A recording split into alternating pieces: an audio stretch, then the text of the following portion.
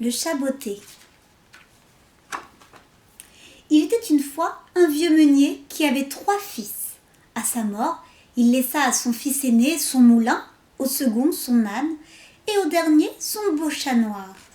« Que vais-je bien pouvoir faire de ce chat? Le manger ?» se plaignit le garçon le jour même. À ces mots, le matou cessa de ronronner. D'un air choqué, il se tourna vers son maître et lui dit « Mon cher, donnez-moi des bottes et un grand sac et j'assurerai, je vous le jure, votre fortune. » Étonné, le jeune homme accepta. Une fois botté, le chat mit 2 carottes dans son sac, l'attacha à son cou et sortit. Silencieusement, il s'approcha d'une garenne, y déposa le sac ouvert et attendit. Bientôt, un lapin étourdi s'avança et le piège se referma sur lui.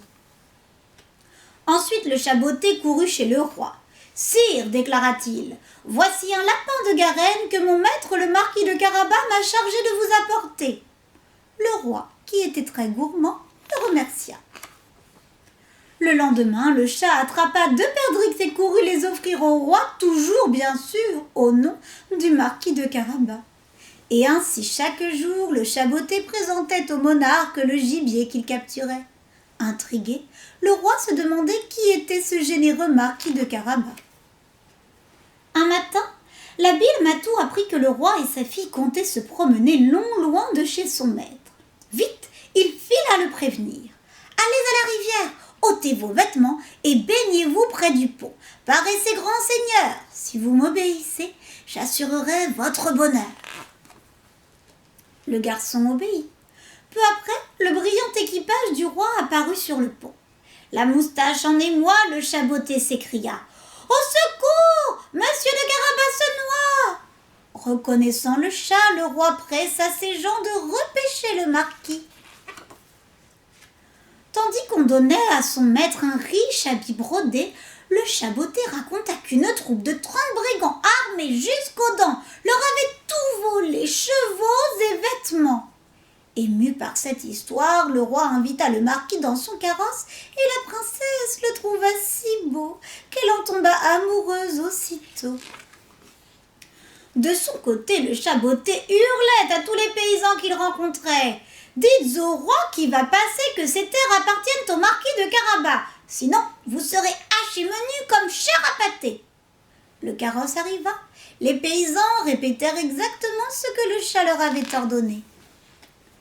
Sa Majesté en fut très impressionnée. Le chat botté fit ainsi tout au long du trajet.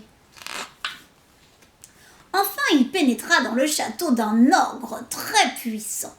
En vérité, toute la contrée que le roi traversait lui appartenait. Saluant l'ogre avec respect, le chat botté déclara « Seigneur, je suis venu vous voir, car l'on prétend que vous pouvez vous transformer à volonté en 1000 sortes d'animaux. Est-ce bien vrai ?»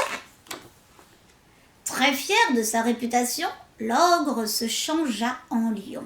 « Extraordinaire !» le complimenta le chat, qui, tout hérissé, s'était réfugié sur une poutre du plafond. « Mais seriez-vous capable de vous changer en un animal plus petit ?» Sottement, l'ogre devint souris. Le chat, qui n'attendait que ça, bondit et le croqua.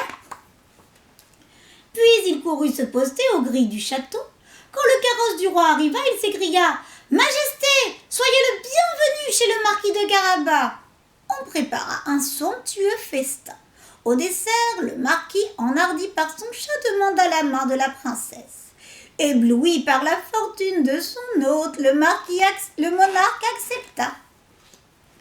Ainsi, le fils du meunier, devenu pour de vrai marquis de Carabas, fut aussi le gendre du roi. Quant au chat botté, sa mission accomplie, il put enfin lire et se reposer et ne chassa plus les souris que lorsque par hasard il s'ennuyait.